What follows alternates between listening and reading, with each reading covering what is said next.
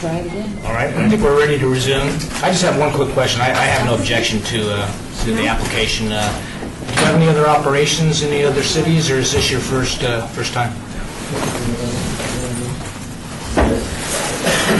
Yes, it's his first. Okay. But he's just telling me that he's been an operator, a carriage operator his whole life. I've been in the States for his wife has been operating in Sydney Port. And there's been different events throughout the valley that they have brought in the horses for those events and the carriage that they were hired for them. Fair enough. I got a question to OC. On the previous horse and carriage operation, besides in what you mentioned earlier, OC, were there any other problems? Actually, there was no other problems. We did because his route, he had some concern after the first time, and so we came back and we changed it so that he could try it again. In fact, we gave him 2 different routes the second time so that he could have a good chance of trying to make it work. But his main cost, he said the cost was more than he could overcome because of the restrictions that he had on his, and it's because of the carriages that he had some large carriages that he had been using up at Mount Charleston that we had, our code made it too restrictive for him because he just couldn't get the number of people in the carriage that he was used to getting in up in the mountains. And so it was hurting his business. So what's the width of the carriage that he's going to operate? Give me You got pictures of them here, and, we're looking at about 2 people. This is the width of standard automobile. So roughly 6 to 8 feet wide? Yes. I have a question. Based on some of the earlier questions and testimony, my impression is that while traffic studies have been done extensively on these roadways, a traffic study was not specifically done for this application and to study the impact of horse-drawn carriage on these streets. Is that correct? That's correct. Did you or folks in your office access to professional literature to determine whether there are any studies done for similar situations, the impact of horse-drawn carriage on background traffic? No. A lot of, to that same line of logic, a lot of the route appears to be a single lane each direction. Correct. This would be a slow-moving vehicle that would essentially require an entire traffic lane for vehicles. So therefore, you could have some congested vehicles behind it that would have to travel slowly. Correct. They can't operate in a pedestrian or in a bicycle lane because it's a vehicle. Correct. And they can't operate in a turn lane. So there's not much room for them to move out of the way for the vehicles to get past them, and which would require those vehicles to be congested behind or to pass into oncoming traffic on these streets. Let me try to clarify that. There one lane in each direction street, most of the ones that we know are allowed, and besides the one way in each direction, there's also parking on both sides of the street. So there's sufficient width, you believe that they could? If they get somebody behind them, if there's a couple of cars apart, they can go past a few cars, pull over to the side, and let traffic go by. And the street that we were looking at, they're actually, when we think of a typical 2-lane street, these are a little bit wider because of the downtown area that actually built the curb to curb, or the pavement is a little wider than most 2-lane roadways to begin with. And so we believe that there's sufficient room for them to travel next to a parked car, another car that could probably get by them without actually going into the other lane.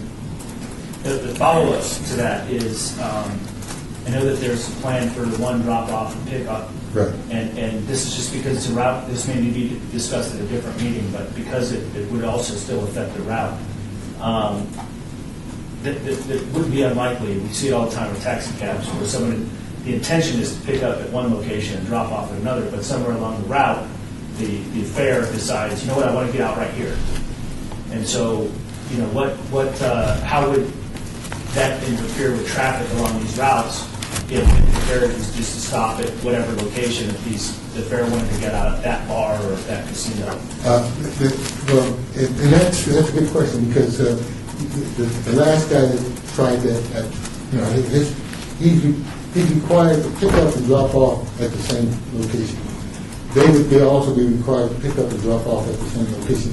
And people pay in advance, or typically pay in advance for that particular route. Now, you know, maybe under some emergency circumstances, somebody have to get out and run off. You know, that's not what their plan is.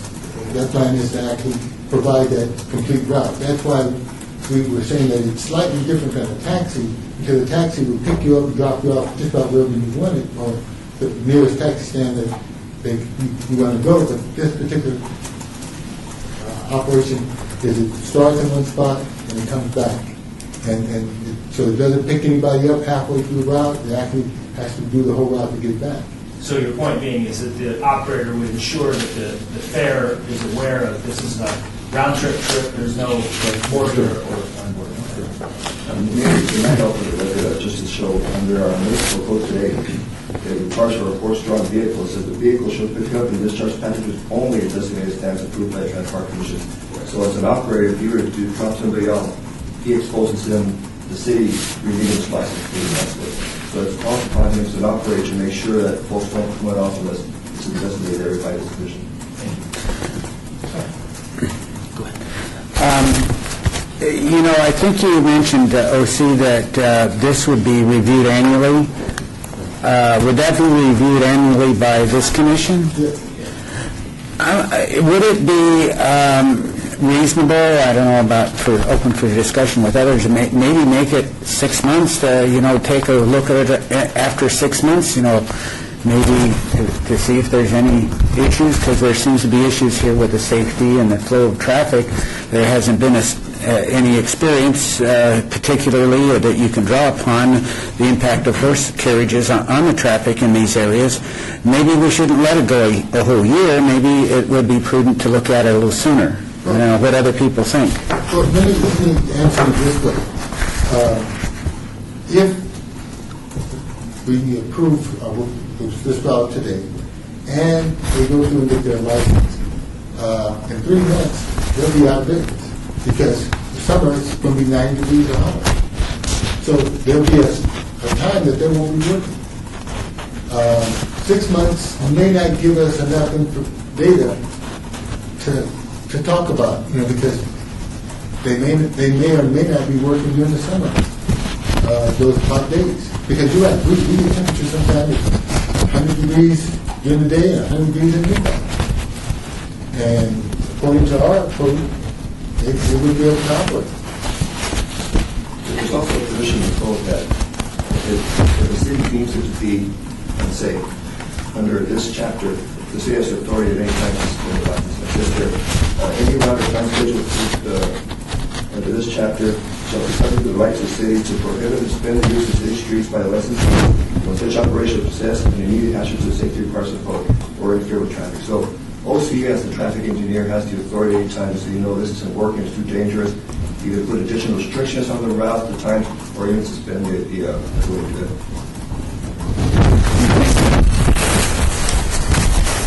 I'll entertain a motion.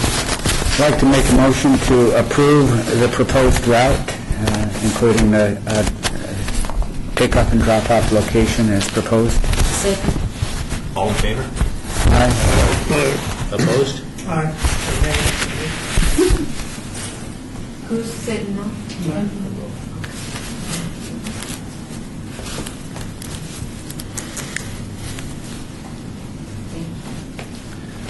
All right, the next portion of the agenda is citizens' participation. Are there any citizens out there that would like to speak? closed. Do we have any discussion before I adjourn the meeting? I'd like to adjourn the meeting. All right.